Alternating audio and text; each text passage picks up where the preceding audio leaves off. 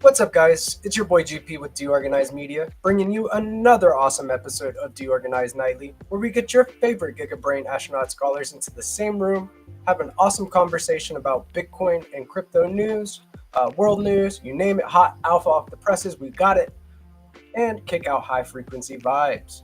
I hope you guys have had an awesome weekend, getting to touch some grass, catch up on some rest, charge your batteries, and I hope that you've gotten off on the right foot starting the week.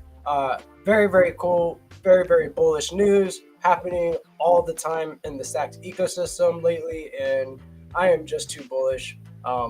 Seeing things just going a little bit sideways, consolidating today, not really moving up or down too much. Bitcoin coming in around 103K right now, and Stacks coming in around 99 cents, just under $1. Yeah, I'm really, really excited about some of the news articles I read today. So I got some bookmarks I'm going to share with you. Let me get straight to it. I'll share my screen and we can get right into it, guys. So let me just make sure I got, oh, no, I don't want to make a post. No, I don't. I want to go to my bookmarks. Okay, here we go. Let's get into it. So from STX Watch, and you can follow that at STX Watch. STX Watch will be integrating selected Charisma BTC Charisma pools. You can follow Charisma at Charisma BTC pools starting next week. We will be also rolling out a paid video KYC option for all token developers, similar to the STX Tools verification option. We will ship a lot next week. Steady, lads. Very, very based analytics platform. It gives you a very, very cool way to view the liquidity versus market cap ratios, along with what risk category each of these tokens and SIP10s and the Stacks ecosystem come in like. So yeah, you guys go check out STX Watch. Big shout out to George from Meme Coin. Moving on from the Hermetica squad, and you can follow them at Hermetica5. Swap any Stacks asset for USDH in the new app powered by BitFlow Finance. Definitely follow BitFlow if you aren't. BitFlow_finance. Just click confirm and watch your USDH balance grow. If you did not know, USDH is the first Bitcoin-backed stablecoin created by the guys from Hermetica. Big shout out to Jacob and the guys. Very, very cool. As you see, I like and I share when I like what I share. Coming from the Block Web, big shout out to Reese Swainpool, and you can follow that at the Block Web. GM with a big update. July 2024, BlockWeb was awarded with a Stacks D grant. May 2025, all milestones completed and grant concluded. It's been quite the journey to get here, and I'm grateful to the stewards' support and collaborative spirit of the community. And look at this, man. This is Block BH5 and Block BH6 next to each other. They combine together to make this lovely image. BlockWeb is a based, very, very based concept. Make sure that you're following the BlockWeb. There's over 40 collaborations within the BlockWeb. This is huge. Onboarding new talent to the ecosystem through collaboration or whatever means, even art on Stacks. Rish is doing it. He is a key component to this ecosystem and the culture of art that lives on Stacks. So you guys go give them some love and follow the Block Web account. Uh, Reese, I see you. From the Legends of All Stacks Legends, Jack Bin Switch, and you can follow him at Jack Bin Switch. If you don't already have your .btc, you're going to want one soon enough. From building your own reputation on chain via Zero Authority or getting paid through X via BoostX app, owning your Web3 identity is a massive lever. Um, Go to 1BNS, which is you can go to the website bns.one as well, and secure your .btc today before all the .eths finally catch up to the new meta. Base take Jack, as always, my boy. Coming from the main stacks handle, the STX eco is miles ahead in the last week. Hero CEO Alex Miller testified in Washington, D.C. on how Congress can deliver for clear, modern rules for crypto. Stacks Asia Foundation became the first Bitcoin-aligned foundation recognized by Abu Dhabi Global Market. Huge. And number 3, institutional powerhouses like BitGo integrated Stacks. Stacks first, STX first. And you can see here that I liked and shared that as well. Base take from whoever is behind the Stacks account. Again from the Stacks account, and you can follow that at Stacks. Check this out. Founders, core developers, business developers, and the STX ecosystem working groups sharing exciting updates for the next weeks ahead. It's got this little, you got Raul Paul and Tim Draper, and I forget her name, but altogether excited about Stacks. Here, let's listen. Excited about Stacks. Well, I'm really pretty excited about Stacks. He sure is, Tim. Keep going, brother. Moving on, from Zest Protocol, and you can follow them at Zest Protocol. Come hang out with the Stacks community in the Zest Town Hall AMA. It's the perfect place to discuss new developments in Stacks, hear Web3 updates, and have fun together. Tune in on Wednesday, the 14th of May at 11 a.m. EST. And definitely jump into the Zest Discord. We have a screen share directly after the Zest Town Hall, where I'll be doing some deep dives about things in the ecosystem, maybe even giving some sneak peeks about some of the projects that I've been working on behind the scenes. Just getting together to have some fun with the community after one of these AMAs on SX. Jump into the Discord, guys. Plenty of stuff. Prizes to win. We have daily rumbles for prizes, including Rue, Leo, Flat, STSDX, you name it. They're all in Zest Community Chest, and you have a chance to win. It's a no-brainer. Jump in there, guys. Zest, again from Zest Protocol. Important update. STSDX has currently reached the debt ceiling. For now, STSDX can't be used as collateral to open new borrowing positions anymore. Let's see if they have anything else to say with this. The new STX Flex Pool on Bitflow unlocks greater efficiency. The priority now is to bring in more STSDX liquidity so more STSDX can be used as collateral to open new positions again. The additional liquidity will ensure Zest can operate liquidations and other functions safely. I just went ahead and took some of my STSDX and went to the new Flex Pool and realized that I can earn my stacking APY that's converted from BTC directly back into STX. Hence why STSDX is like a little bit more expensive than Stacks. There's more STX in the pool. Not only am I earning that, but I'm on top of it for getting involved in this. I'm earning like 11% on top of that, and it's near 20% APY when you add it all up. So this is a base play, so I got a little exposure to it. That's what I did. Wow, big demand, and big shout out to Rubes too. Follow Rubes, give Rubes a follow there. Moving on from Stacking DAO, and you can follow them at Stacking DAO. Don't miss the Stacks DeFi show tomorrow at 10 a.m. ET. The show will feature all main Stacks DeFi apps and others sharing news, creating a more open and engaging format. Such a reminder. That's at 10 a.m. tomorrow. And right after that, we'll be doing a screen share as well in the Stacking DAO Discord. So jump on in there. I like to do like a surprise giveaway once in a while in the screen share. So hop on in and let's learn together and grow together. Again, from Stacking DAO, what's happening on Stacks? Here is everything you need to know from the last few weeks. We'll just skim over this very quickly. SBTC Cap 3 is going live on May 15th, allowing an additional 2,000 BTC to flow on Stacks. This would put the ecosystem ahead of other Bitcoin layers such as Lightning and Liquid in terms of BTC supply. And as you can see, it's from the main Stacks handle here as well. Looking forward to that, giving that a like and a share. Stacking DAO has introduced daily stacking rewards for SDSDX and SDSDX BTC LSTs, which are liquid stacking tokens. There is no need to wait for the 14-day cycle to receive yield anymore.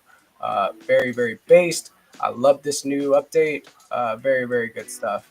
Zest has listed Alex token, enabling users to earn yield on idle Alex, borrowing Alex tokens to unlock DeFi strategies, or take out an Alex loan. Also liking this. That's pretty cool. Good stuff. SBTC withdrawals are now active, making SBTC the most decentralized and seamless way to move BTC between Bitcoin L1 and L2s like Stacks. Solid news going on. I'm liking this. Alex is launching Surge 4 incentive campaign to offer the best LP rewards for SBTC and community token holders. And okay, so Sui is integrating SBTC into its ecosystem. As SBTC expands some more chains, Bitcoin's potential as a productive asset grows, powered by Stacks as the core gateway for activating the Bitcoin economy. Yeah, and we covered this. Very, very cool stuff. Definitely follow Stacking DAO handle to stay in the know.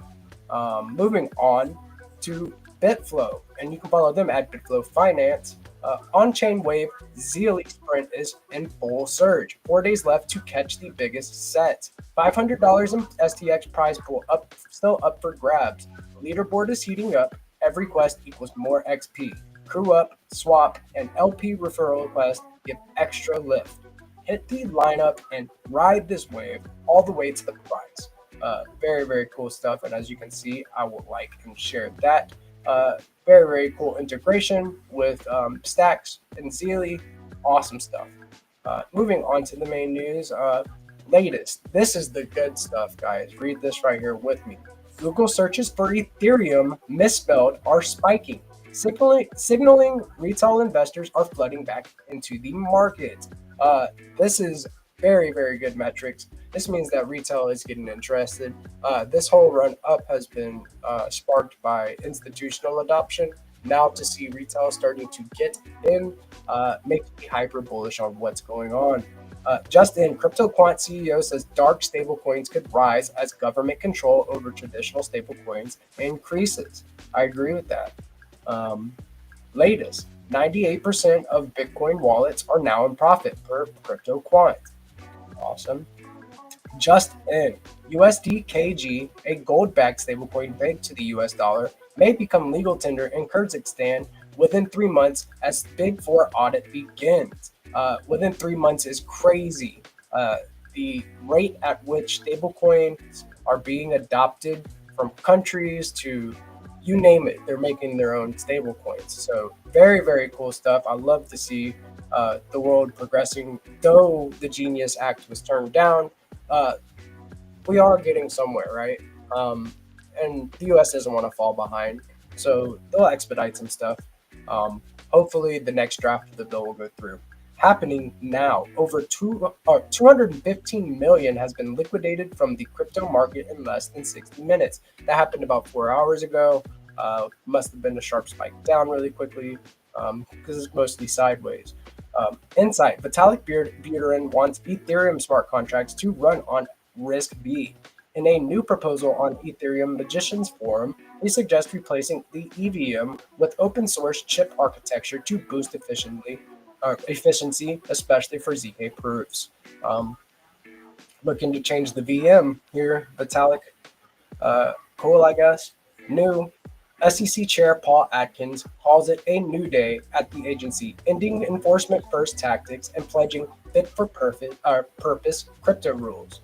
Awesome. Look at this bald guy, man. Not based at all. Moving on. Just in, USDT market cap has officially hit 150 billion. Is that a new all-time high? They did not specify, but 150 billion sounds good to me. Insight: you can't stake Bitcoin like ETH. This is a huge one, guys. Pay attention. You can't stake Bitcoin like ETH, but you can still earn yield via lending WBTC on Ethereum and BTC L2s like Babylon and you named it, stacks, guys. Cointelegraph talking about stacks. Very, very bullish.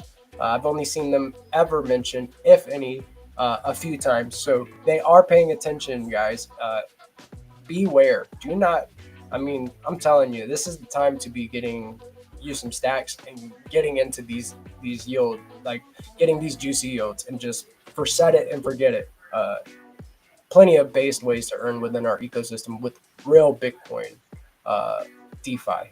Very, very cool stuff. I love this, and I am going to share this. May just quote treat it later. I'll send it back to the top of my bookmarks in a little bit, and yeah, big stuff. It looks like I received a boost. We'll check that out as well. Just in, Solana continues to dominate, leading all blockchains in weekly DEX volume. Meh. But they are trading a lot. Volume's good, right? Okay, so when that starts to rotate out of Solana, call me. Latest, Galaxy Digital moved 220,550 Trump tokens worth 3.08 million to Binance today. Are they going to see some selling pressure? Who knows? Today, 2 trillion added to the U.S. stock market at open. Very, very cool stuff. Breaking, BlackRock files to allow in-kind redemptions for its Ethereum trust, enabling direct ETH buybacks. Okay. Latest, digital asset funds saw 882 million in inflows last week, pushing 2025 year-to-date total to 6.7 billion across 4 straight weeks of gains. And I think that's the last one that I'm going to do today. Yeah, I think that's it for the news. Oh, I like this one. Spot gold drops 3% after U.S. and China strike a deal to cut tariffs. For 90 days, they have agreed to cut some tariffs. We'll get straight into that. And very, very cool stuff. Very base news today for Monday. Awesome. Let me check out this boost real quick. You see this rocket ship right here? It's very lovely to receive one of these notifications because I'm able to go right over here and boom under my rocket icon and see who sent me some money. Look at that. I got 2.9 STX directly on X through the boosted stream.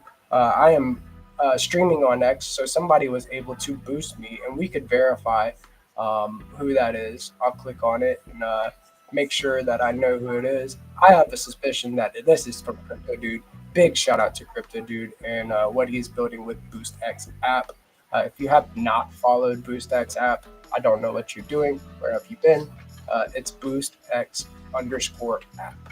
just like that. So without further ado, I'm going to drop my screen down. You guys go follow BoostX, get into the know, stay on top of the alpha, and I'll stop sharing real quick. And let's bring the guys on. I got a couple base chads in the house tonight. Looks like we got Shiflet in the house. Welcome, Shiflet. Hey. We've got Crypto Dude in the house, Jack Bin Switch, and our beloved Peace Love Music. What's up, fellas? Happy Monday. How are we doing? How are we feeling? What's up, guys? Fantastic. Yeah, dude. I think I like seeing Cointelegraph mentioning stacks when they're speaking of Bitcoin L2s. That's nice. 100%. Absolutely. It's about time. That's all I got to say about that. Being behind the curve costs people money, man. Yeah, it does. Heard about this stuff a long time ago. Hey, we've been here, man. Where y'all been at? Cointelegraph and others. Gold doing like what 3%? Like is down 3% on the day. I was looking at PAX G, BTC, seeing if like maybe maybe some money might flow into BTC from gold. I don't know. Like, are we at that point yet? Like, to where maybe that's like a play? Are people considering that? The principles are the same, but however, the price elasticity is going to have to be with Bitcoin, since its inflation rate is lower than gold as of the last halving. So people are looking to store value, but they're okay with not being able to hold it in their hand. They're going to come to Bitcoin. However, if they're wanting to store their value and waiting, 10 years for anything to happen to the price, or the price will return to where it was 10 years ago, which Bitcoin experienced that prior to its new all-time highs, then they'll buy gold. But the mantras are the same. People are fed up with the Fed. They don't like their value being printed away from the currency that they hold, so they seek to store their value. The only difference in mindset is whether that storage of value is gold or is it Bitcoin. I saw an ad today that, like, if you were to put Bitcoin in the size of a quarter, it would fill up one shipping container, right? And if you were to put the amount of dollars that the Fed prints every day, it would fill up like 2,100 or something like that shipping containers, something wild like that. That's crazy. I don't know how accurate that ad is, but I saw it today, and it was a Bitcoin ad. So it's incredible. Like, you can, all you need is one set of private keys, assuming that all the Bitcoin resides on one address, or you could have $2 trillion, which is the market cap of Bitcoin, and it's going to take up so much space. And here's another gold versus Bitcoin argument, or even a cash versus Bitcoin argument. Try getting $1 million through an airport. Are you going to do it with $1 million in cash? No, they're going to take that shit because they think you're a drug dealer. Are they going to make it with the gold? No, they're going to be like, why do you have this gold? It's like, well, it's my gold. I want to travel with it. But I tell you what, if you remember a seed phrase, or you have a USB drive in your pocket, you can travel with $1 million and no one would know the wiser. Yeah, not to mention, like, for large, if you want to ship a lot of gold from point A to point B, there's about 1 million different things that have to happen logistically, and like with inspections and all of these other things. Bitcoin has the qualities of gold, but it's better than gold in several different ways. The fact that you can't clip Bitcoin, you can't counterfeit Bitcoin, and it can go anywhere in the world in a matter of minutes. That's why gold bugs ultimately have to understand that gold is awesome and gold's not going anywhere. And if I have to hear one last time, well, yeah, but if the power grid goes down, you ain't able to use your Bitcoin. Motherfucker, who's going to sell you anything that anyone needs for gold if the power grid's down long enough? I mean, really, radios. Really, right? You can't eat gold. Okay, that should be the argument. You can't eat Bitcoin and you can't eat gold. Okay, and you ain't got enough gold for. Maybe you can melt it and make some bullets, but there's more efficient ways to do that. What do you think's going to happen, man? It's just better money. Period. People's going to have much larger problems if the power grid goes out. And besides, right. Even if the power grid goes out, there's Bitcoin nodes, and I would even speculate miners that orbit our planet. So even if all the electricity goes out on the planet, the network is still going to run via the ones that are in orbit. That's crazy. I didn't know they had something like that. More secure than the existing infrastructure. Yes. That's new to me. Yep. They have Bitcoin miners in space already? They have nodes. I'm not certain on the miners, but they have deployed Bitcoin nodes that verify transactions that are orbiting the Earth. That's crazy. Yeah. It's like intergalactic currency, like that. It's setting up the lanes for that now. It's like, oh, that's yes. I mean, if you think about it, it would work.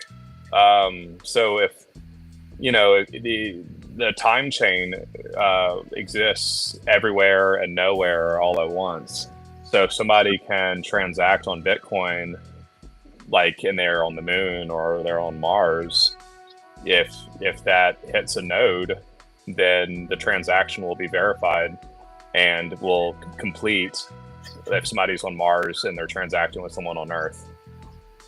This fucking guy, I've seen him around. He's like, who partakes? And his name is Cocaine, and he's like, it's out of this world. Sorry, guys. I was gonna actually pump up "It's Out of This World," and I was like, cocaine? Why is this person's name Cocaine? Let's go, dude. Night show after all, right? All right, like come on now. Thank you, Cocaine. I appreciate you stopping by. Is that just is that what we're gonna say in Vegas? Yeah. Thank you for stopping by, Cocaine. It's gonna be good shit. I've seen him around the ecosystem actually. Don't do drugs, kids. Yeah. Yeah. Oh shit. Cocaine. Unless you're Macron. Especially not cocaine, and especially not in Vegas. You can't take two expensive things and put them in the same room at the same time, unless you're in a higher tax bracket. Unless you're trying not to come back. There's a bet on Big Market about if Steve is going to make it back from Vegas. There's a prop on Big Are you Market. serious? Yes. Well, please love me to take it back from Vegas. That's you can bet on that now. It's still your best bet on. Your mic's a little quiet. That's hilarious. That's a market. That's a good market. I think that there's a. I give it a 60-40. 60-40. Oh, yeah, that's actually. You know what it is? Maybe I'll just stay home. No, you'll make it back. I mean, you never know. I suspect the odds are probably more in the favor of me making it home. You know, but what if I don't? It's worth people to speculate on. I don't remember how what the details of the market are. Like, I think I have to make it back by Monday. So, like, if I get like arrested or something on Friday, it's possible. The odds aren't. It's still probably not 60-40. I'm not getting it. It's like I communicate well enough to avoid that, unless I really did something stupid. You know, I mean, it's like, I don't. They're much higher. They're much higher than 60-40. I promise you that. But we got to make them later, right? We got to make them. yeah, don't make it. Someone's gonna like spike his drink with acid, and he's gonna wander out in the middle of the desert. Like, No, No clothes on. make those odds too much. Like, like someone's like, I'm gonna win this money. Oh shit! Oh shit! What do we get into? That's I actually tend to find my way home in such circumstances. He's just like, I'm a cactus, bro. I'm home. I ain't going anywhere. It's like, It's dude, just gonna be the Hangover Part 4. I'm a deadhead. This is weak sauce. Y'all gotta try harder. Oh shit! See that keys and shit. New SBTC cap going live on Thursday, fellas. How are we feeling about that? How fast do we fill the SBTC cap? That's a good 24 to 48 hours easily. 24 to It 48. could last that long. Yeah. Zenitron in the house. What's up, Zenny? Welcome. Good evening, Hello. friend. Hello. Yeah, I think 24 hours is a good estimate, man. You know, like on the business development side, they're clearly been working hard, and I think 24 hours, especially where the market sentiment is right now. Where the market sentiment, the added the timing of the SWE like adoption and that kind of thing. So my audio's rough. Is that what you're saying? It's better now. Quiet. Yeah, I don't know if it's your Okay. distance or if it's your input, but something's janky with it. I know Not- it is. Yeah. Not that it's funny. probably going to affect crypto right away by any stretch of imagination, but I feel like what the president's doing with drug prices is insanely bullish for like Oh, yeah. the state of the economy If it because happens, is that better? By the way, audio. yeah, I can hear you. Yeah, you're clean. Sorry, guys. 100%. Yeah, I No had it wrong. worries. It was actually set to a secondary The other thing. somewhere on my desk over there under some shit. So I mean, the mic must be pretty good if you guys can hear me at all. That's Yeah, amazing. it's a fucking desktop, like it's on the computer, the inboard microphone or some shit. Right, it's And like connected via USB, but it's just a camera with a microphone in it, like that I would never want. Actually, the mic. bring that shit to Vegas. That's a decent camera. Yeah, well, that was the whole Mini. reason I bought it, was so that I could have a secondary camera if we had like a setup spot. Easy. No, but that like if it's gonna be funny watching politicians argue against something that would like improve so many people's lives in a drastic way. Like that's if you're healthy, you don't really have to think about this much. But the price of prescription medicines for people who need them, especially when you start getting to exotic stuff with, relatively rare disease processes and so forth, like it's ridiculous. This is massive. Especially when they poison your food to drive you to prescriptions in the first place. Yeah. That one right there. And they all the big As he takes a fat swig of Diet Coke. yeah. Look, man. Look, you have any idea how many lab mice it would take to equal a volume in my body? Like, I'm gonna be all right. I'm skeptical of the water now. I drink. I'm good. Got all that fluoride in it and shit. He's got that fluoride to protect him. Yeah. Oh shit. Yeah, so I'm seeing a lot of stuff about like stablecoin legislation across like the seas, like instead of like here, since the Genius Act did not get passed. Yeah, it looks like other countries have first mover advantage because of that. I read something about, here, I'll bring it up real quick. Within 3 months, a different stablecoin that they are drafting in a different country will be they'll be expecting it to be live. So that's one of the things is like, do you guys think that we're falling behind because of stuff like that?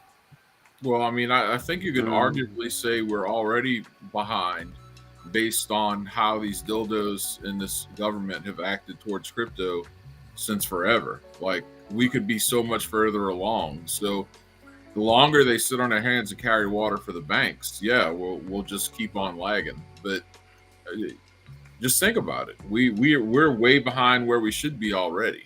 If you had the same population with the same just idiotic, just not, I don't know what the hell's wrong with people, and the same politicians in this country 150 years ago, we probably wouldn't have electricity or automobiles or anything. I mean, it's just, these cars, what we're going to do about these horseshoe manufacturers? Who's going to think of the carriage makers? Like this is, it's bullshit, man. But that's what it all comes down to. It's a fiat monetary system. You artificially pump up things that would naturally fall off in a free market with a scarce money. So you print the money in order to support things that would otherwise have negative consequences. And then everyone who holds the currency has to suffer for it. Like, after the creation of the Federal Reserve, we had World War I, World War II, Korea, Vietnam, 20 years in the Middle East, all for what? Right. Well, I bet you Dick Cheney's family has some nice houses. Oh, yeah.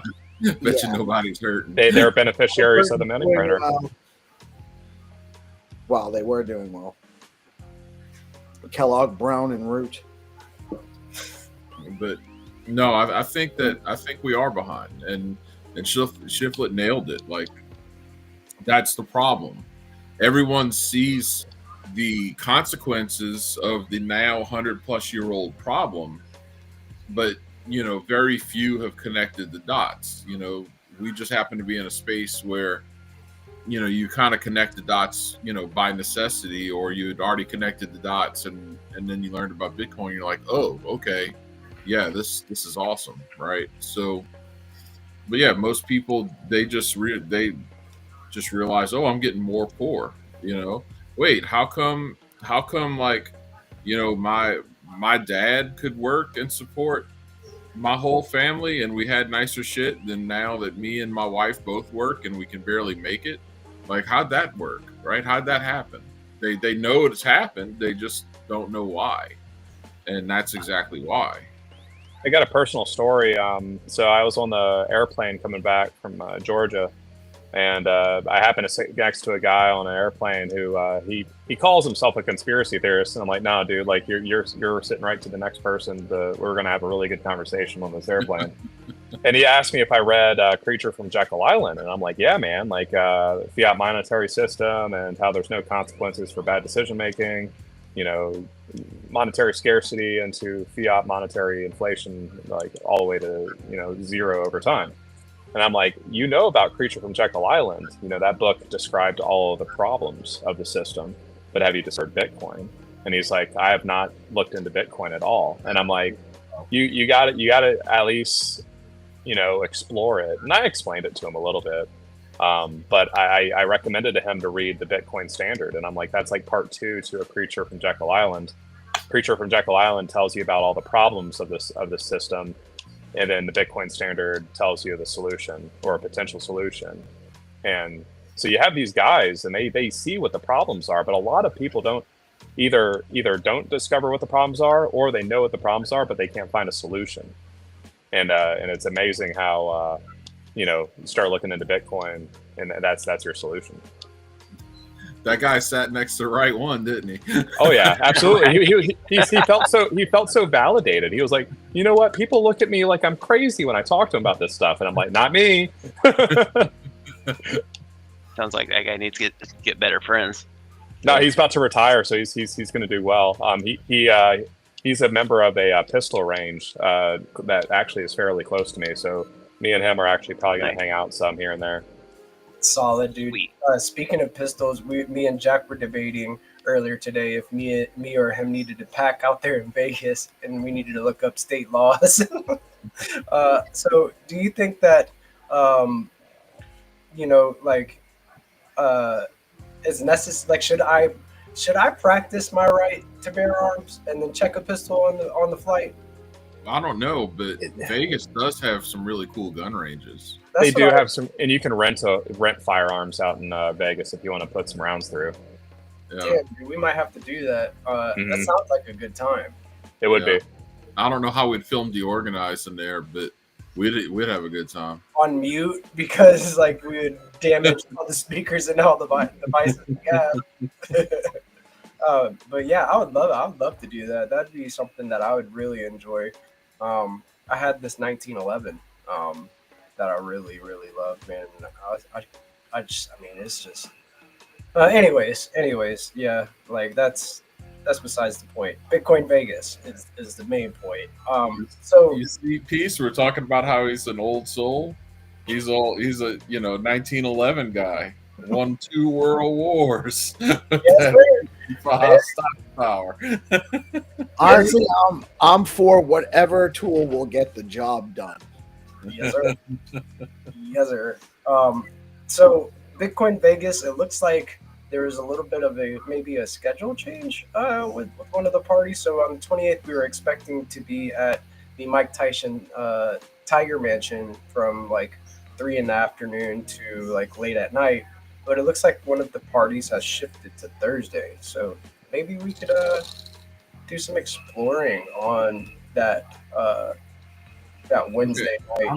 I'm looking at my approval here. That's all we got to check. There may be a staff that Wednesday night, by the way. I'm not positive. I have to check in with Shannon again.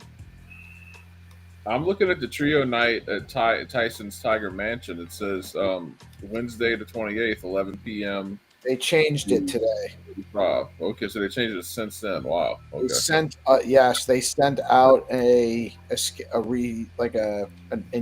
follow up email to change the time to Thursday night, which is also the Pizza Ninjas party.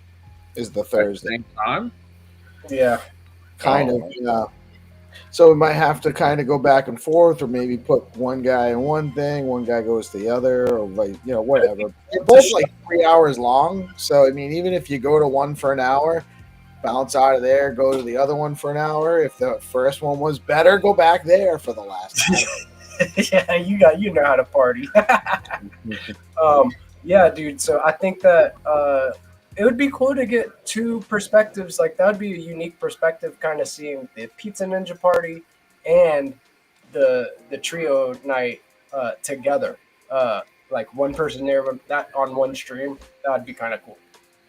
Unique for sure. Yeah, if we were in both parties at the same time, live streaming, Yeah, I mean, but dude, it's lining up that way for us. It seems like it. All right, and then we can bounce between. I'll tell you. I'll put the ear to the ground and let you know if the party's hopping or not, and then we'll figure out which one to go to. I guess. Which one will get GP dancing on a table? That's the next. That's the next market we're gonna set up. There you go. That's a good one for big party because How many? I don't get too loud. What party will GP end up dancing on the table? If there's chicks there, yes. If the chicks are on the table with me, yes. There's gonna be chicks everywhere at Vegas. I think about. They hand out business cards there. Flyer. Oh, special. Very nice. All right. You gotta get them to download a X-Verse and say, hey, I know you take cash, but do you take SBTC? There you go. Now we're on. Now we're thinking outside the box with If they prefer dollar stables, we can pay in USDH. Yeah, just let them know it yields them more dollars. Give them their own little Dollar Tree. We'll have all. Yeah. Today by Prince Troy that I'm going to pull up. This was very cool to see this perspective from Prince Troy about USDH. I thought it was a very base take. Check this one out, guys. So let's see. Boombada, let me go here and then share this with you. But check out this with USDH. 50,000 staked a week ago on Hermeticify would be 50,160 today, paid directly and daily. That's the kind of real-world result that captures your attention.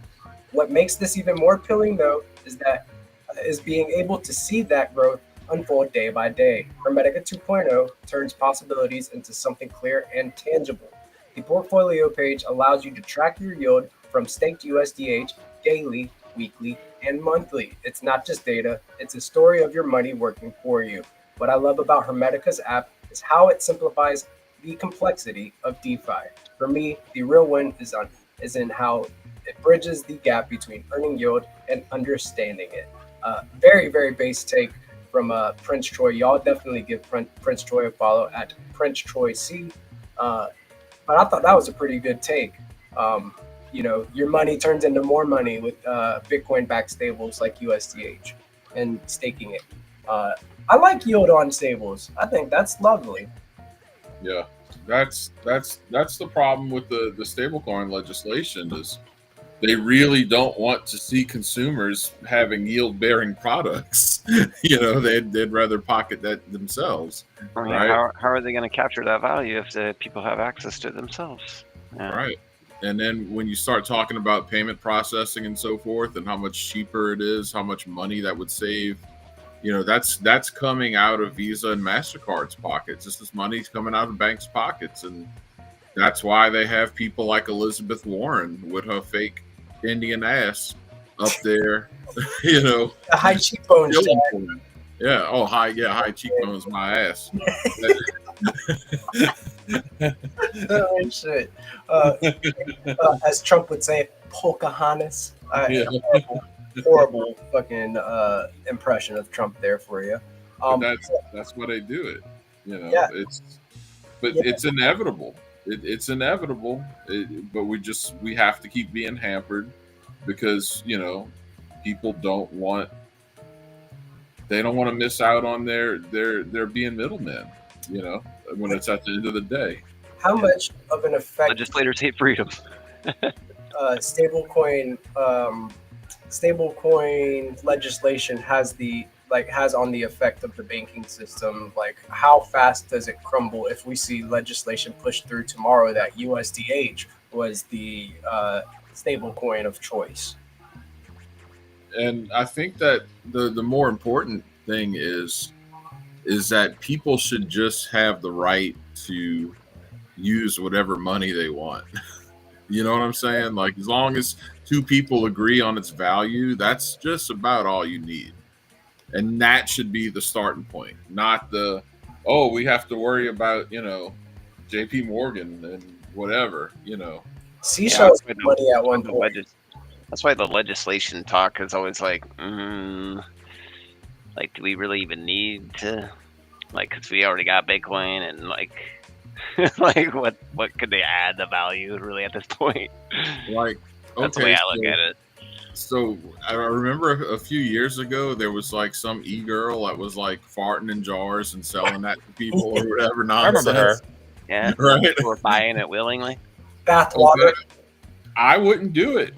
You're not going to sell me bathwater or a fart in a jar. I'm not going to give you anything for that, right? Nothing. You can't have anything that I own. I don't want that, right? So that's cool. But if two people think that's a fair transaction, have at it. Can I finance a sandwich with your fart in a jar?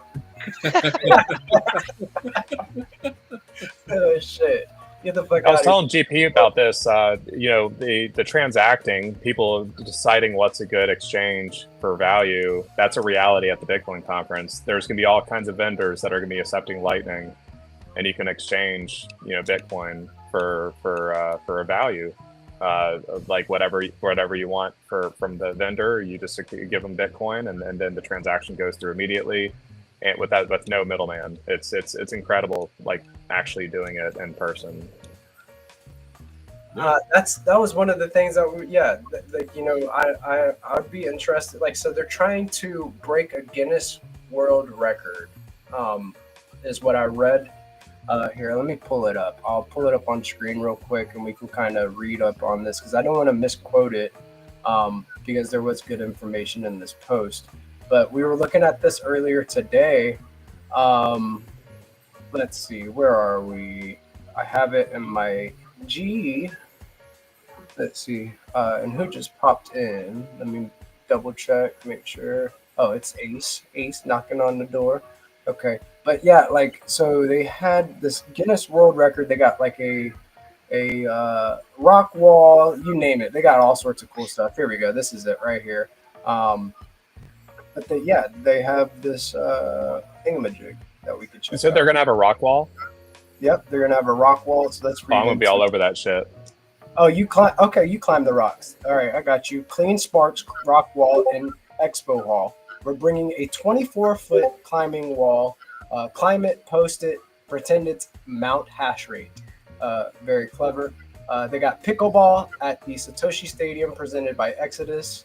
They got bleachers too, so we could cheer if we wanted to. Frax, Grand Lobby Lounge, chill vibes. This is where you'll find the crypto bros dancing with their bros. Chill vibes, clean sets, 20 plus LED strips. The bros are going to the dance floor, and DJ spinning beats for plebs. Bit Stop Challenge presented by Exodus. You versus a F1 style tire change. Fastest hands get bragging rights. Very, very cool stuff. So they got all sorts of stuff going on. Oh yeah, this is where you'll find the Wooks. Secret number 5. Massive LED totems, fog machines, diamond covered steak. You'll see. So diamond covered steak. Based or doing too much? What do you guys think about diamond? They're going all out. I love it. Yeah, dude. And it's a secret. Tell your friends. If is the steak edible? Because I don't want to think I want to be in the same room with something that could actually eat a or wanted to eat a diamond covered steak. Like, sounds alien. What type of alien being? What if the founder of Bitcoin was an alien being, and that's the way he took his steak with diamonds on it? And oh yeah, I'm putting my tinfoil hat on. Why the diamond steaks? Get into the why. I don't know. I'm not a fan of gold covered steak, but it is having fun. I think that it's like flashy, and that's what it's about. Is like, hey, we're having fun. We're doing it big.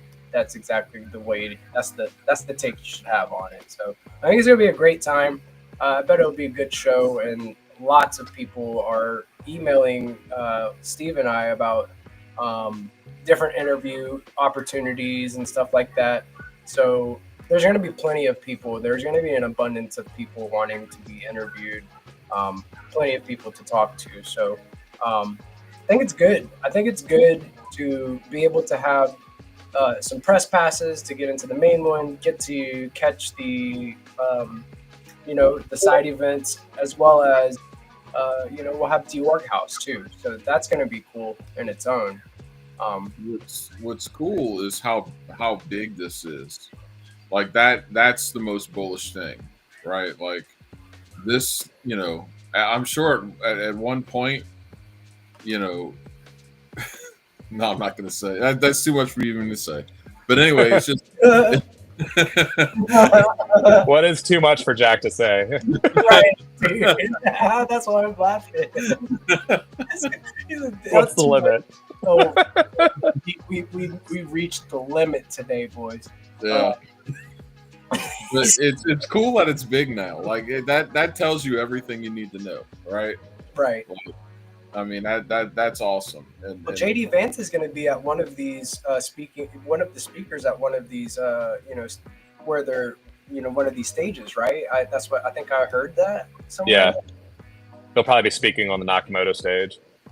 Yeah, I was looking into the stages. They got like 6 stages, dude. Really? So, yeah, it's that's like 3 more than usual. Or maybe 4 stages. I probably put a little bit on there just to exaggerate just a bit. But they got 18 multiple stages, so it's gonna be multiple things going on at once. Is the way I would imagine it, or the way it was discussed, kind of. So some of the main speakers will be on the main stage, while speakers speaking on this stage. So you can kind of bounce around, I would imagine, and kind of hear what you want to hear and see what you want to see. Yeah, I think that it made sense for Trump to speak at the Bitcoin convention last year. And I think you could even say, okay, well, that was a campaign thing, right? Like he wants to go out there and try to get some votes. But to see Vance there this year, that makes it seem more like a, hey, we're taking this seriously, Yeah, they got a plan, dude. And Trump still could go. They announced it 1 week before the last conference that Trump was going to be there. So don't say that Trump's not going to go yet. It could happen. That's going to be crazy, to see that, and then also be able to witness the vice president speaking at the Bitcoin conference. That's huge too, so that, I mean, in its own, even if Trump didn't show up, we have the vice president. And then of course, what happens in 4 years when it's time for a new election, right? You think that JD would try to run in his place and go for the presidency? I mean, I would say so. As of right now, I can't think of anyone that could go on a Republican ticket who would probably have a better chance. That would be. It'd be interesting to see who they tried to put in the race, but I think that people are kind of over, the politicians that talk a good game but don't do anything.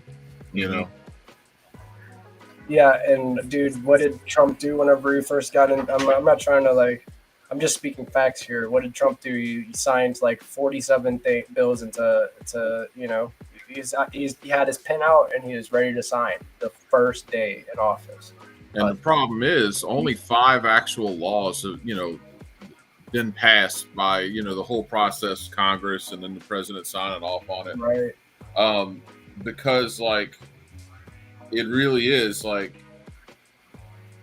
if you break it down and say, okay, well, you know, the majority of the people in this country supported, you know, Donald Trump's platform, right?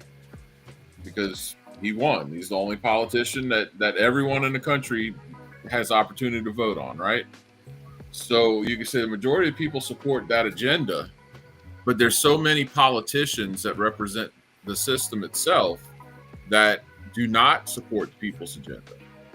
And that's why, like, executive orders are great, but why is, like, you know, the people who are supposed to be the, you know, the party in the majority that are they're not working harder to codify some of these things in the laws.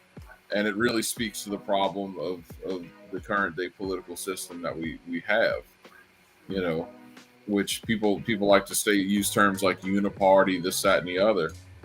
But really it's like there's just too much fat to be had off the skins of, like, the average person, you know, so that other people can just have more. That's what it really comes down to when you take the politics angle out of it and just look at the reality of the fact. And then Vance, he was a Bitcoiner before he was a politician. He's been a Bitcoiner for a while. So it'll be really interesting to hear his story when he takes the stage, because, you know, Trump, he's recently to Bitcoin, and I think he was orange pilled by his sons. Eric Trump, if you ever listen to him, he's a fantastic articulator of Bitcoin. And but JD Vance, he's been a Bitcoiner for a while, and I think around 60K they announced that JD had 200,000 in Bitcoin. So he's holding quite a bit personally. I thought this was interesting. Latest, Uniswap becomes the first DEX to reach 3 trillion in all-time volume. So more and more trading on DEXs, decentralization, or, you know, decentralized exchanges. I like to see DeFi stuff. I'm sorry, I just had to share this real quick. I missed it in the news segment. What do you guys think? Like, trading on chain is the future, right, Jack? Oh, 100%. You know, I think that, you know, a lot of people, they're intimidated by the space in the first place, and they are typically getting onboarded by centralized exchanges. And as they get more exposure to the ecosystem, well, hell, lots of people don't really migrate off of centralized exchanges, but some do, and then they discover decentralized exchanges, and decentralized exchanges are just superior for a lot of reasons, and they can be even better. I mean, we've watched, you know, Velar develop into what it's becoming, and by having like a perp dex on it. That was something that was pretty much unthought of years ago. You see, like Hyperliquid, that's another perp dex that's on Ethereum, right? Via Arbitrum. These things are can do more. They will be able to do even more. And centralized exchanges is just one of those things that they're just not going to be as relevant, you know. I'm happy to see that. Like, I don't trade Ethereum that much anymore, but Uniswap's you know, it was a game changer. You know, it really was. It absolute, like, integral important part of crypto history, and that is being demonstrated right there with that massive amount of volume that's been traded on it. It's all oldest dog in the race. That's what I was thinking. And then, like, think of Velar, right? Velar is the first Bitcoin perp dex, right? So the wait is over. Velar, Artha or Agatha? Artha perp dex now live on Stacks, you know, and now we have the Stacks pair and BTC pair. This is the OG perp exchange, right? Perp dex, this was the first. So that is kind of comparable to the first Ethereum. Uniswap was first, right? Or was it Pancake? Yes. Yeah, Pancake. No, ETH was first. Pancake came along with BNB. Gotcha. After Uniswap. Yep. So yeah, that's where we're at right now with history. You know, like trading on dexes on Bitcoin via Stacks and other Bitcoin layer twos. And that's the narrative this cycle. So to have the first Bitcoin perp DEX in our ecosystem has me very bullish as well. I think that it's something that's highly slept on, and then you can use USDH, the first Bitcoin-backed stable, as your pair, and you're earning 5% APY for opening positions with USDH. That's based, dude. That is unheard. Yeah, unheard of. So like, and your analysis is 100% spot on. 4 years ago, no one saw this coming. You couldn't do this on Bitcoin. Bitcoin was just not made for this kind of stuff. And now that, here we are, and Stacks is at the forefront of it. And this you're right, this is the meta. And the biggest difference is Ethereum's value has never been as high as Bitcoin's. And Ethereum's value back during when Uniswap was launched is far, far below Bitcoin's value today. And so when you look at these numbers, 3 trillion in volume, that gives you some idea of what the kind of volume that's going to be done on exchanges like Velar and Alex and Bitflow and all of these things 4 years from now. You see, like that's why we say you're early. Jack, if I may, me and GP were talking about this in the pre-show. If you speculate that ETH is going to hit 7,500 as the high, well, you're taking a risk speculating on a 3x from its current level of 2,500. Well, if you speculate that Stacks is going to go to $20, well, guess what? That's a 20x, and the capital requirement is much, much less, because with ETH you need it to go into well over $1 trillion in order for it to get to 7,500. Well, guess what? With Stacks, a $20 market cap is only $35 billion, which is just a small fraction of what ETH achieved.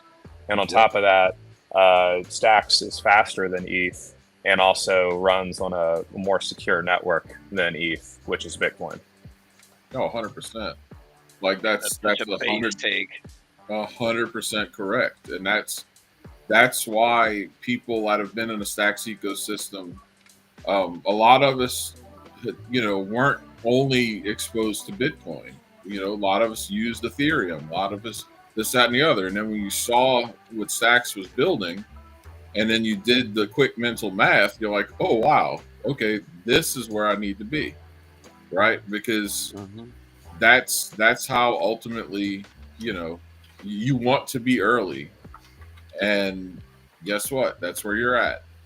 Probably not for much longer, but that's where you're at right now. And yeah, easy 20x. I mean, to think that, Stacks is, way farther along than any of the other L2s right now. To think that it would be hard for it to hit a $35 billion market cap is absurd. Absolutely. And then think about all the memes on top of Stacks, what that's going to do. If Stacks is at 35 billion, like, what does that mean for everything that's on Stacks?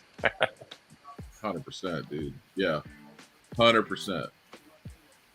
This right here, STX with the market cap of ETH is $196.37 for one Stacks. Just capturing a percentage of the market cap, right? Would be $20. This is if it captures the whole market cap of potential 200x. That's what we were talking about before. Like if you're thinking in the aspects of STX takes over all DeFi activity on ETH, boom, there you go, a 200x. And you can be very, very humble and say, a 20x is much more feasible, right? So the bet makes sense. It just makes sense to me. And then if you consider the entire crypto market cap, everything in this space is about $4 trillion versus gold's 21 trillion, right? Like we're still, like, most people even like Shiflet was talking about this guy on the plane who's already ahead of the curve when it comes to like realizing why everyone's broke, fat, and stupid. Like, even besides that, like 21 trillion for gold, and we're at 4 trillion now, right?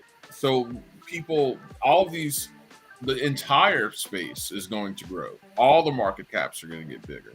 And then before that, we're talking about how Bitcoin, whether you like it or not, is actually better than gold for very logical reasons. There's no reason to think that we won't surpass gold's market cap of 21 trillion. So there's just so much room to grow. It's absolutely insane. Yeah, stacks is like the key to the Bitcoin economy. That's like a lot of the, whenever I was onboarding or onboarded into stacks, the thing is that doing DeFi on Bitcoin, doing like ETH on Bitcoin was the conversation, right? That's what conversation was going around whenever. And now we have, think about all of the tools that have been shipped within the last year and a half. We have GameFi, we have SocialFi being worked on, we have POS systems being worked on. All of the things that let you know that you're very, very early, that's being worked on. The app layer of Bitcoin is being worked on. A lot of the leg up last time was based on news of SBTC and the Nakamoto upgrade and fast blocks with Bitcoin finality and all of that included.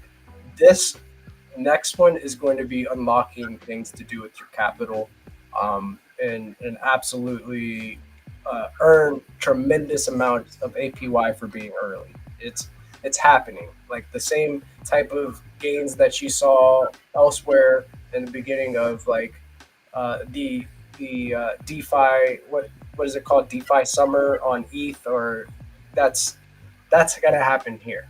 That's what I'm betting on happening, and I'm seeing memes move. All of it's happening. Look at Zest, dude. Like, Yeah. STSCX reached its borrow limit on Zest. Yeah, dude. Like that came out of nowhere. Like, and then new stacking TVL again on stacking DAO. So it's like more and more people are getting into Bitcoin DeFi. It makes sense. It just makes sense, dude. So we all know our theory, and of course we have our convictions, and they may be different. We all have different risk tolerances and stuff. But the one thing is for certain is that the builders are building right now.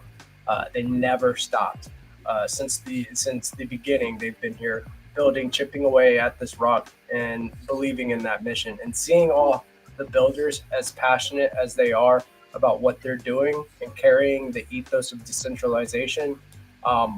It's hard to be bearish on anything that's going on in this ecosystem right now, just to be completely honest. I'm bullish on it all.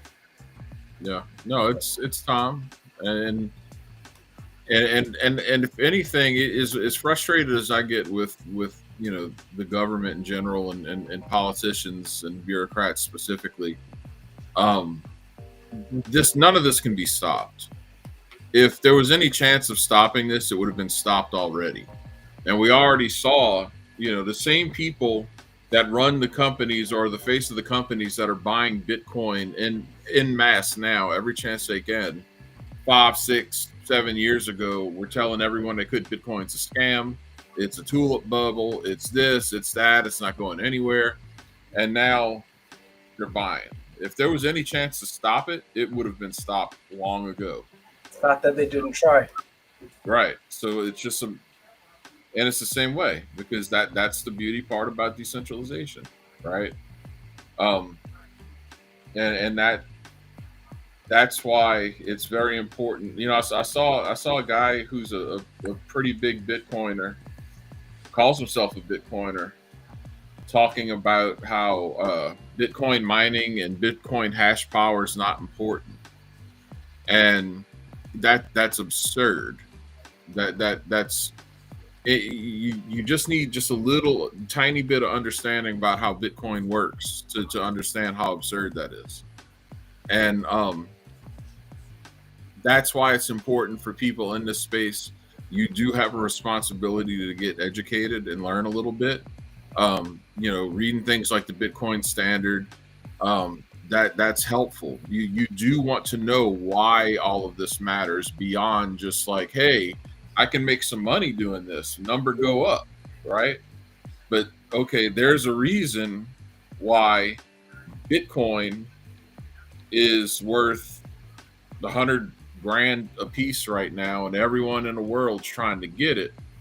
And like Bitcoin Cash is worth about $300 a piece. Okay, like there's a big reason, and hash rate has a big part to do with that, and miners have a big part to do with that, because you need the security of the network. Like this is all important, right? Bitcoin's not just a thing that just exists in and of itself in your wallet. The whole network and its abilities and its actual security, these are all important things, and these are all things that were in mind when Stacks was created. And any good protocol that's looking to build on Bitcoin is going to have these things in mind.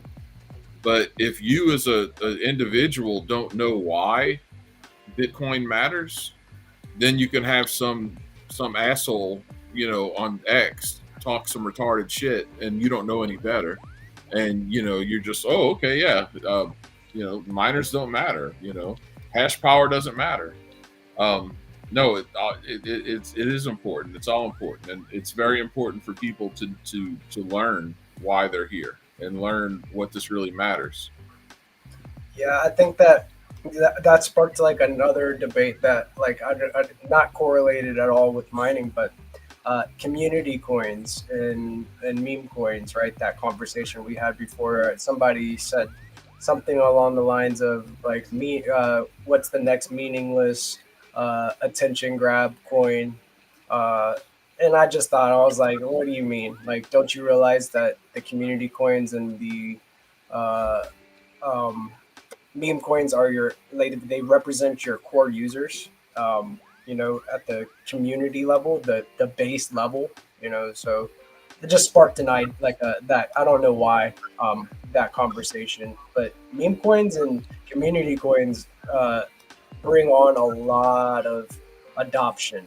Well, if you think about meme coins, think about NFTs. Think about how people have a perception of, oh, it's just a picture, right click save, just all of this stuff, right? And it's deeper than that, because you're right. Meme coins are not just like the tribes, so to speak, which make up your community, but you're also very early into this meta. And meme coin, if Bitcoin is a way that you can take time and energy and turn that into currency, meme coins are a way that you can take attention and turn that into currency. Right. Now, and where your next IPs and the movies and the products and all of the things that's where that comes from, right? Like, how boring would it be if it was just like DeFi tried to sell anything interesting with culture or collectability? It gets very dry. So you need that. It's a two-sided coin. You need both. Well, yeah. Look at Doge. Look at how ubiquitous with not just now in crypto culture, but even in regular people know what Doge is now. People recognize the logo. It has its lore. Doge was the very first meme coin. Now, people conceptualize Doge a lot different, say, when I got into this in like 2017 than they do now. Now, the mechanics of how Doge trades pretty much stayed the same, but the actual meme itself has become a bigger part of culture. And since then, meme coins have also, again, a lot of people 3 years ago, if you said, hey, what's a meme coin? I have no friggin' clue what you're talking about. But even now, people, who don't pay attention to crypto have heard and have some idea of what a meme coin is. So you see like something evolving in real time has staying power, and at its base level, it represents, you know, again, like when you're on like an ecosystem and you're part of a crypto community, it represents, you know, something different.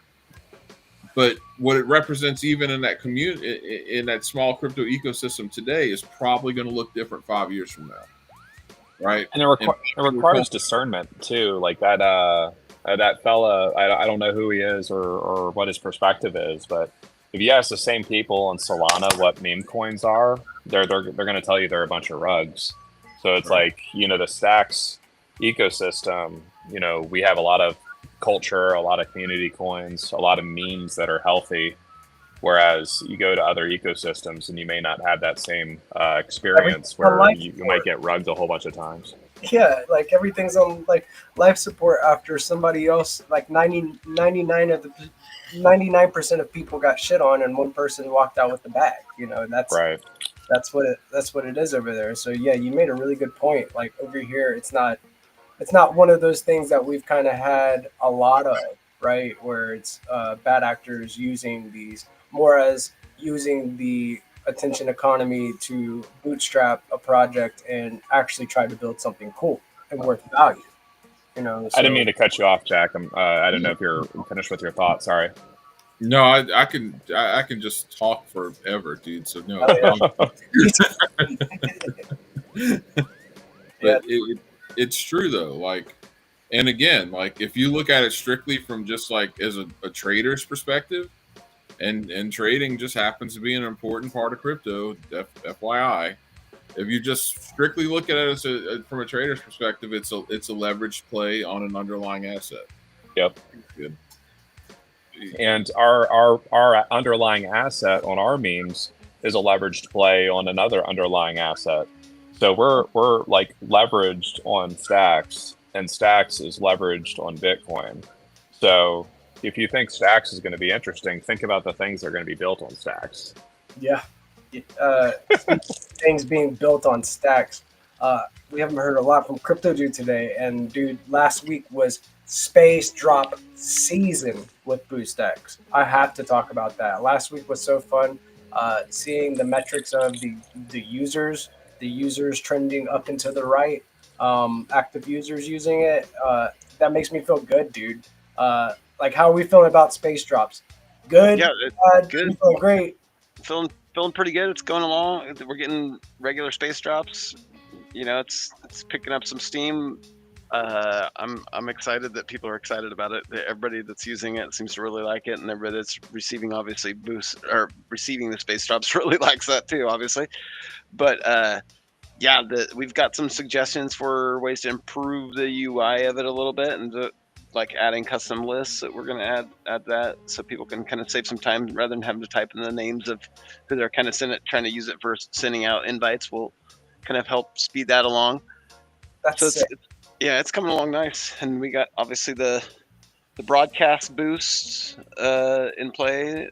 Like I did that earlier while you're doing your stream, doing your news, and I sent that via the broadcast. So my God. I love the name Space Drops, right? Yeah, that's such a great name. Yeah, it just seemed to kind of just come to me. I was like, airdrops. Everybody knows what an airdrop is, but we're doing it in spaces, so let's make it special. Yeah, I mean, you know, that's one of the things that I've enjoyed kind of seeing that process on, like, kind of how things are evolving. And you're also getting like feedback from the community. You have a new feature where you can search for someone's BNS via typing in like XBTC space.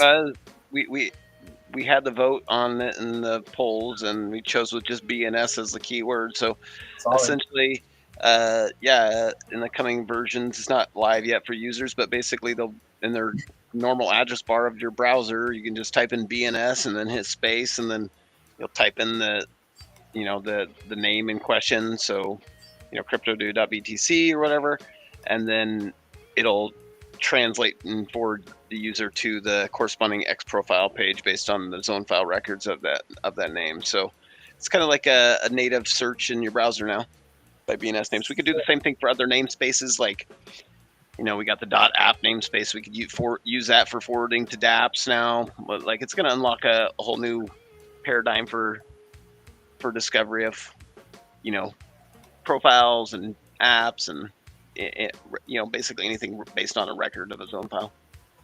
That's awesome, dude. I think that the innovations that you're bringing to the house with BoostX are amazing, and I will always be a champion for what you are building because it is based and a lot of fun.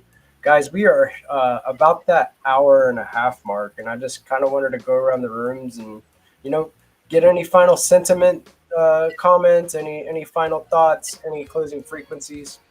We haven't heard a lot from Zenny, and Zenny, anything that you'd like to put out there? Yeah, I just came like a roser in silence and double down on developing. I'm the like, it's funny, yeah. I'm just I'm listening conversation and deving something. Yeah. Solid, dude. We are going to $20 on stocks because we are developing something. Let's go. Facts, big facts. You heard it Easy mode from the game master himself. $20 easy mode. Thank you, Zenny. Crypto dude, I'll shoot to you next. Any final thoughts? Any closing frequencies that you want to leave us off on? Aside from the shameless shill of install BoostX, you can now get down on it with mobile. If you're a mobile user, we can walk you through how it's pretty easy. Just get the Mises browser first, and then you're pretty much good to go.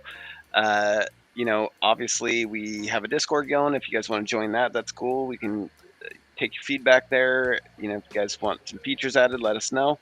But aside from that, I guess just build the change, keep going, keep hammering. This is the way. This is the way. Base builders build on Bitcoin via stacks. Build the change, be the change. And I think I'm gonna go to you next, Shiflet. Any closing thoughts? Any final frequencies you want to put out there? Any sentiments? How are we feeling? We are officially 2 weeks away from Vegas. At least, like the Monday for the travel day. Day one would be tomorrow, 2 weeks from now. Yeah, just stick to the mission, know what you got. If you need a sanity check of what you hold, just do a little bit of research and see what the other guys are doing, and just know stacks is the place to be. Save in Bitcoin, speculate in stacks, and stay humble, And no, I'm really looking forward to it. Like the 2 weeks from now, we're gonna have a blast and just hang out and just enjoy the vibes and do the in real life stuff. And there's nothing else like it. Like it's very validating. We get together on these online spaces and talk to each other, and we get it. But like out in reality, it's hard to find people who don't think you're crazy for thinking the way you think. But when you're at a conference and doing this in real life stuff, it's very, very refreshing being able to just chill with people who think the same way that you do. And I'll leave it with that. I love it. That's a base take, man. I do agree that there's something about that personal connection that we work on online, but having it in real life really solidifies it. And I am looking forward to Vegas with you guys. And Jack, any final thoughts, any closing statements, any final frequencies that you want to put out there? Shiflet said something pretty profound in that most people still don't get it, right? But it's changing. Even now, when you see someone and you mention Bitcoin, they don't act the same way as they did before. Usually now you're hearing like, "Oh, I've heard about it, but I don't really know anything about it." Whereas before it was just, you might as well have told someone you had, trichinosis or chlamydia or something like that, right? Like it's just, it's different. People are starting to, accept that it's real, and they have like the permission to like not think it's foolish, and a lot of that has to do with very recent things that have gone on in history, and a lot of those things started around the Bitcoin conference of last year, right? That's when you were getting told about, oh yeah, we'll have the best Bitcoin, this beautiful Bitcoin built in the USA, all that nonsense, right? Like that's really when it's really started to change. And I think at some point that change becomes more exponential. That's why I don't think that we're in a place where we can be early much longer. So kudos to everyone who's here and everyone who's been paying attention, because it's not been easy. You jumped into the land of magical internet money, not knowing up from down, and then just like getting an education and developing a conviction, and that takes balls, and most people don't have that, right? And so I think that we're in a place where we can finally look back and say, okay, this is going to do it. This is going to pay off. This was the right thing to do. And then you don't get comfortable, and then you start looking to see, okay, what's next? And that's why you watch DeOrganized. Facts.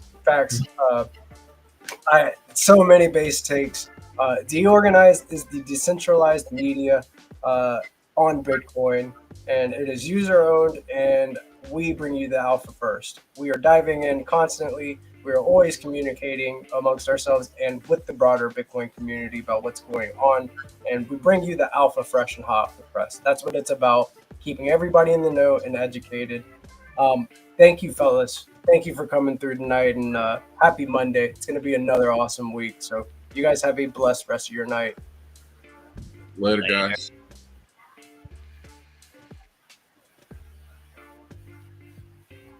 And this has been another awesome episode of DeOrganized Nightly, where we get your favorite Giga Brain Astronaut Scholars together, have a dope conversation about stacks and the broader Bitcoin ecosystem, along with other crypto-related news, maybe some world news in there in between, along with kicking out high-frequency vibes. You know how we do. You guys have a very blessed rest of your week. Be sure to tune in to the Let's Go Morning Show at 8:30 a.m. ET, Monday through Friday, along with come back here tomorrow for the next DeOrganized Nightly segment. We run it 7 p.m. ET, Monday through Friday. So we bring it to you twice a day, bringing you all the latest alpha. Be sure to follow us on DeOrganized BTC on X, and subscribe to our YouTube channel, DeOrganized Media. I'm your boy GP, and I'll catch y'all on the flip side. Peace.